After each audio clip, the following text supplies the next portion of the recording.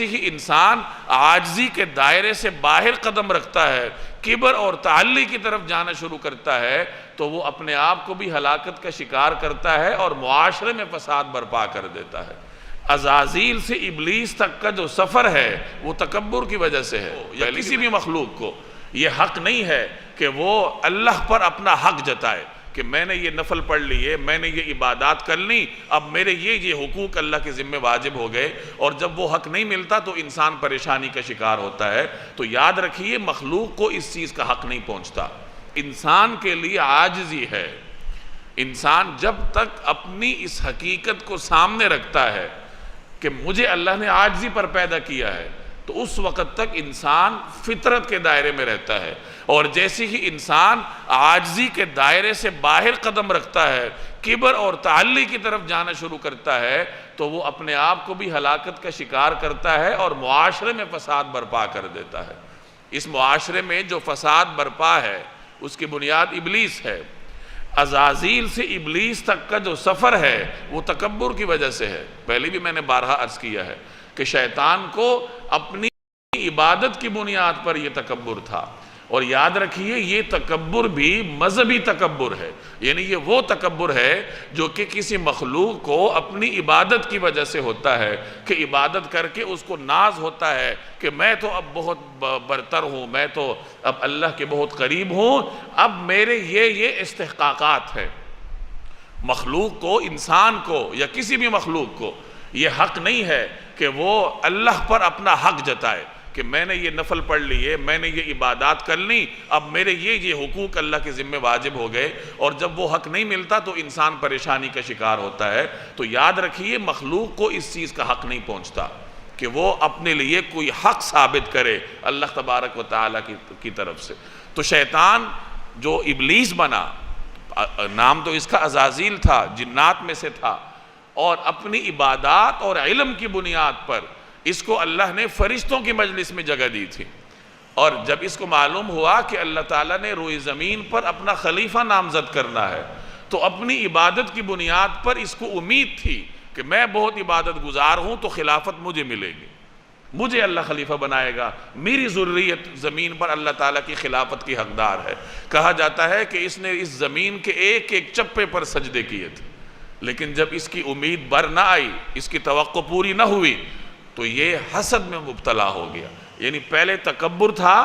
اپنی عبادات اور علم کی وجہ سے، وہی تکبر اس کو حسد کی طرف لے گیا، اور حسد اس کو راندہ درگاہ کے راستے پر لگا گیا۔ اور یہی مسئلہ یہود کے ساتھ تھا۔ یہودیوں کو بھی بڑا ناز تھا کہ نحن ابناء اللہ و احباؤہ، کہ ہم اللہ کے بیٹے ہیں، ہم اللہ کے محبوب ہیں۔ لن يدخل الجنت الا من كان هودا او نصارا، جنت میں اگر کوئی داخل ہوگا تو یا یہودی ہوگا یا عیسائی ہوگا۔ انہیں بھی اپنی مذہبی برتری کی بنیاد پر زوم تھا کہ ہم دوسرے لوگوں سے کوئی انفرادی مخلوق ہیں، ہمارے الگ حقوق ہیں اور دیگر انسانیت کے الگ حقوق ہیں۔ تو مذہبی تکبر جس بندے نے بھی اپنایا ہے، تکبر کی کوئی بھی قسم ہو سکتی ہے، ہر قسم انسان کے لیے مہلک ہے، چاہے وہ لسانی ہو، چاہے وہ رنگ کی بنیاد پر ہو، نسل کی بنیاد پر ہو، قومیت کی بنیاد پر ہو، یا وہ مذہب اور عقیدے عبادت کی بنیاد پر۔ اس میں سب سے خطرناک صورت عبادات اور عقیدے کی بنیاد پر ہونے والا تکبر ہے، اور یہ ہم مسلمانوں کے اندر بھی موجود ہے۔ یہ جو ہمارے ہاں ایک تصور پایا جاتا ہے کہ میرا مسلک برحق ہے اور فلاں جو مسلک ہے وہ غلطی پر ہے، ہر مسلک یہ سمجھتا ہے کہ میری ہر چیز برحق ہے اور فلاں کی ہر چیز ٹوٹل غلط ہے۔ یہ ایک اعتبار سے مذہبی تکبر ہے کہ آپ اپنے تکبر کی بنیاد پر اپنے آپ کو 100% برحق سمجھتے ہیں اور اپنے سے اختلاف رکھنے والے کو 100% غلط سمجھتے ہیں۔ اعتدال کا راستہ یہ ہے کہ آپ راستہ کھلا رکھیں کہ امید ہے کہ میں حق پر ہوں گا، ہو سکتا ہے کہ میں غلطی پر ہوں، اور میرا جو مخالف نقطہ نظر رکھنے والا ہے امید ہے کہ وہ غلطی پر ہے، میری دلیل طاقتور ہے، لیکن ممکن ہے کہ وہ حق پر ہو۔ تو یہ نقطہ نظر رکھنا یہ اعتدال ہے، اور اپنے آپ کو 100% برحق سمجھنا یہ تکبر ہے۔ ہمارے اوپر کوئی وحی تو نہیں اتری کسی کے اوپر بھی نہیں اترتی کہ اس کا نقطہ نظر 100% درست ہے یا اللہ تبارک و تعالیٰ کے احکامات اور جناب رسول اللہ صلی اللہ علیہ وسلم کی سنت کے مطابق ہے۔ یہ تو ہر محقق جو ہے وہ اپنی تحقیق کی بنیاد پر ایک رائے قائم کرتا ہے، اور بعد والے لوگ پھر اگر اس کی تحقیق کو تسلیم کرتے ہیں تو اس کے بنیاد پر رائے قائم کر لیتے ہیں۔ اور ظاہر ہے کہ اس میں بہت ساری آراء ایسی ہوتی ہیں جو ظن اور تخمینے کے بنیاد پر ہوتی ہیں، قیاس کے بنیاد پر ہوتی ہیں۔ تو بہرحال تکبر کی ہر قسم انسان کے لیے مہلک ہے، اور اس میں سب سے خطرناک قسم وہ ہے کہ انسان اپنی عبادات کی وجہ سے یا اپنے علم کی وجہ سے یا اللہ کے ساتھ اپنی قربت کی وجہ سے تکبر کا شکار ہو جائے۔